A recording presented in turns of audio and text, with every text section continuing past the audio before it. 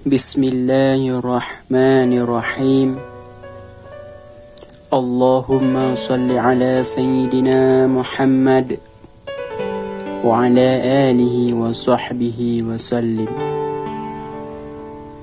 Alhamdulillahilladzi fadala bani Adam bil ilmi wa amali ala jami'il alam.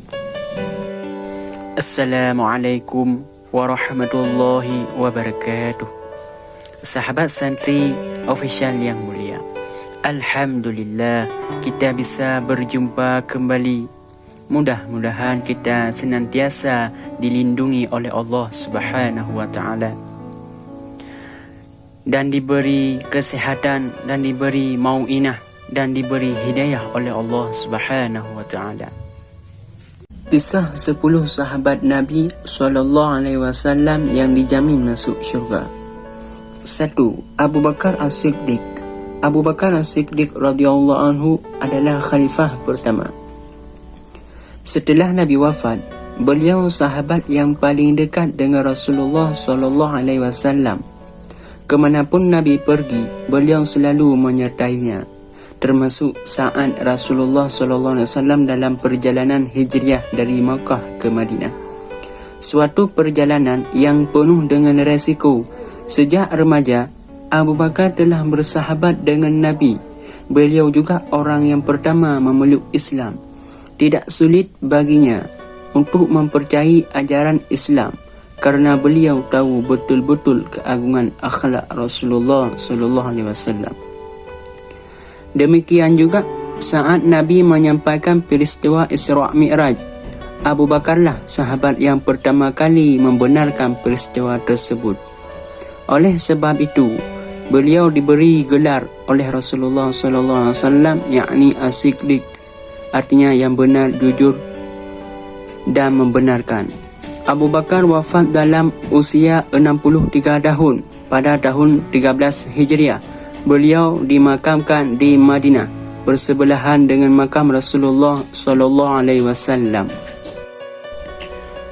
2. Umar bin Khattab. Umar bin Khattab radhiyallahu anhu adalah khalifah kedua. Beliau termasuk sahabat yang sangat dikasihi oleh Nabi SAW. Sebelum masuk Islam, beliau dikenal sebagai seorang yang gagah perkasa dan sering mabuk. Seluruh penduduk Makkah merasa takut kepadanya. Umar memeluk Islam setelah mendengar surat Taha yang dibacakan saudara perempuannya. Dia sangat keras dalam membela agama Allah Subhanahu wa ta'ala. Beliau menjadi salah satu benteng Islam yang mampu menyurutkan perlawanan kaum Quraisy terhadap diri Rasulullah SAW. Saat Umar diangkat menjadi khalifah, daerah kekuasaan Islam bertambah. Kerajaan Persia dan Romawi Timur dapat ditakluk dalam kurun waktu 1 tahun. Pada tahun 636 sampai 637 Masehi.